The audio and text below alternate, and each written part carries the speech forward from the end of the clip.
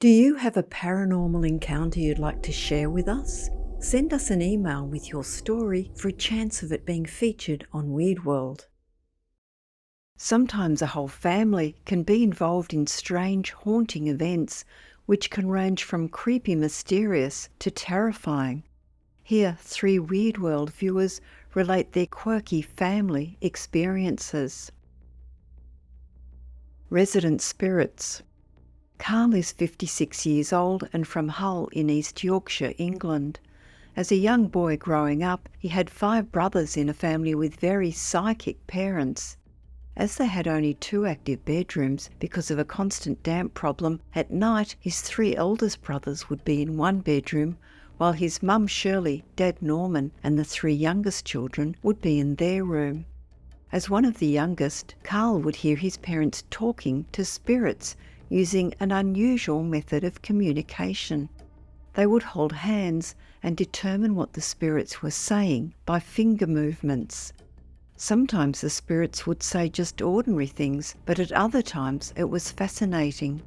The boys often wondered to each other whether their parents were really talking to ghosts, and Carl would always laugh and think, "No thanks, I'll never believe it."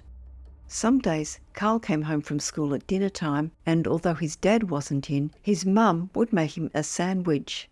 On one of those days, when aged 12, he asked his mum if he could have the afternoon off school, as there were a couple of bullies in the subjects he was doing. His mum suffered from a skin condition and said that if he gave her a hair treatment for 20 minutes, yes, he could have the afternoon off. Carl did his mum's hair, and later, about 25 minutes before school ended that day, she told him to quickly run upstairs and hide, as his dad was coming down the street. Accordingly, Carl ran upstairs as fast as possible, where he hid under the sheets of his parents' big bed. He waited a while, then opened the bedroom door very carefully so that his dad didn't hear him.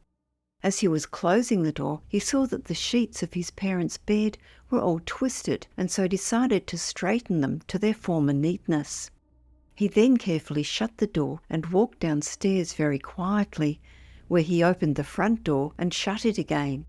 He walked into the living room, where his dad greeted him with, "Hello, how was school?" Carl replied that it was okay.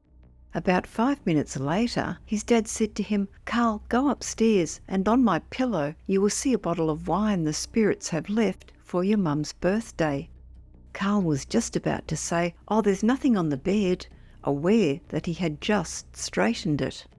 But then, remembering he was meant to have just got back from school, he muttered to his dad, "Okay, I'll go and look." Playing along, he went upstairs and entered the bedroom, then opened and shut the door, and was just about to shout, "No, there isn't," when his mouth gaped in amazement.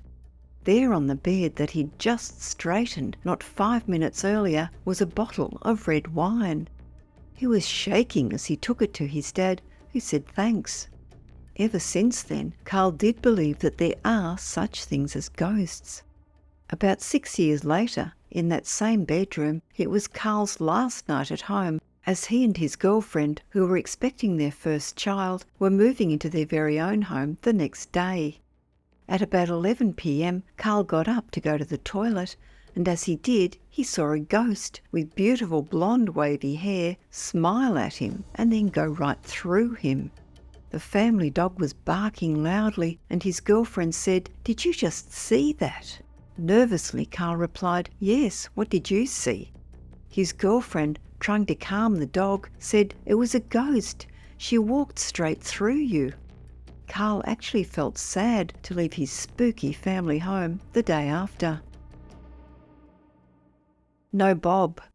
Singer Pam Oakley and her musician husband Bob Parks have 2 grown-up children and 4 grandsons. She relates that from the time she was little, she has had many psychic and spiritual experiences, and was even able to astral travel, which at the time she thought was a natural part of life and that everyone could do it. However, this bizarre incident took place in her early years of marriage, when her children were aged about 6 and 10 years old. They lived in an old cottage in Sydney where her husband worked in the city. He would catch the train to work and back every day, with the train station conveniently situated just a few minutes' walk from their house. One summer's evening, Pam was busily preparing dinner as usual when she glanced out of the kitchen window to see if Bob was coming home from work. There was no fence between their house and their next-door neighbour's place, as they felt no need for one. In fact, as the neighbour was elderly, it enabled them to keep an eye on her if she needed help. In return, she provided Pam with company and a listening ear. On that oddly unforgettable day, as Pam glanced out of the window, she saw Bob walking across their neighbour's yard. So she called to the children, saying, "Daddy's home and dinner is nearly ready." She looked again and saw Bob bending down to pull out some weeds, which he sometimes did, being a very neat and orderly person. She remembered that he was near the garbage bin at this time. Pam looked away to continue her cooking preparation. Then she looked up again, and strangely, there was no Bob to be seen. Pam simply thought he must have called into the neighbour's place for something, and she carried on with dishing up the meal. She doesn't remember exactly how much time went by, but it was long enough for her to wonder what was keeping him and what he was doing. Just then she looked again, and there he came, as large as life, walking across the lawn again. He paused for a moment to pull out a weed, then continued to head towards their house and into the kitchen. Pam asked him where he had been and why did he need to call in next door to their neighbour's house. Bob gave her a rather puzzled look, then proceeded to tell her that he did not go next door and that this was the first time he had walked across the lawn. Aware that her husband is a truthful person and not prone to practical jokes, she knew that he was telling the truth. She often wonders what happened that day. Did she take a short trip into the future, or did something else of a paranormal nature happen? She also wonders what would have happened had she not taken her eyes off him the first time. Would Bob have come into the house the first time, then disappeared? Or would he have carried on as usual? The experience continues to puzzle her, although she is resigned to never knowing. Holiday horror. Ryan Harvey is from Dagenham, which is just outside of London in the UK. When he was 13, his family went on holiday in Northern Ireland to visit their Irish relatives and stayed in a holiday home in Enniscrone in County Sligo. On arrival, all was fine. The family unpacked and left to visit their relatives. However, when they arrived back at the house, Ryan had an unnerving feeling that he was being watched. He sat viewing TV as other family members went to bed and was the last one awake.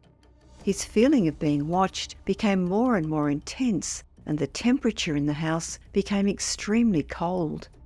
Finally deciding to go up to bed, as he turned off the TV, he caught a reflection on the TV screen of a dark figure behind him, standing by a lamp. His hair stood up on end in fear as he then ran up the stairs like lightning and jumped into bed. Ryan and his brother were sharing a room and he managed to fall asleep, but when he woke up in the morning, the feeling of being watched was immediately there again. The family went out for the day, returning home early evening when they all sat downstairs talking. When a loud bang was heard upstairs, Ryan's dad ran up to check it out and came down saying that it must have been the wind. Ryan then decided to tell everyone what had happened the night before. They all laughed it off. That evening he made sure that he went to bed at the same time as his brother, as he was in no way going to stay up on his own. At around 3 or 4 a.m. he woke up to knocking noises in his room and looked around. He watched as a curtain began to move, which really caught his attention as all the windows were closed, and this was followed by a creaking of the floors. Then his brother's bed cover started to be dragged down from over his body, all the way from his neck down to his toes. Ryan let out a massive "What the?" which woke up the whole house, and his parents came into the boys' room. As they walked in, Ryan told them what had happened, and again no one believed him. While his brother looked confused as to where his covers were, his parents retreated to the sound of a mighty crashing noise coming from downstairs. Ryan's dad raced down first, turned on the light, and saw that the downstairs lamp had fallen over. At this point, everyone looked a bit scared, and although all returned to bed, no one slept all night as there were strange noises all over the house. The eerie phenomena continued when, the next morning, Ryan got out of the shower and the mirror there looked as though someone had wiped the condensation off it. They left the holiday house that day and stayed with relatives for the night. No one wanted to stay overnight in the house. They drove back early next morning to get their suitcases prior to their return trip to England. This time, Ryan was walking out of the shower and the toilet flushed on its own. Ryan was petrified and ran out shouting for someone to come, feeling that whatever this thing was, it seemed to be revolving around him. He wouldn't go back into the bathroom to get his toothbrush, so his mum accompanied him while he brushed his teeth. He says that while doing this, there was a swift temperature drop in the room and the bar of soap literally started flying around the sink at rapid speed repeatedly. As he and his mum ran out of the bathroom, the bar of soap just missed his head and hit the door right next to it. The whole family bundled into the car. Even Ryan's dad, who was in no way superstitious, admitted that he had been having nightmares every night in the house and waking up in cold sweats. As they drove off, Ryan looked back at the house and saw a shadow in the shape of a person in its upstairs window. He still gets shivers when he thinks about this holiday and its terrifying experiences.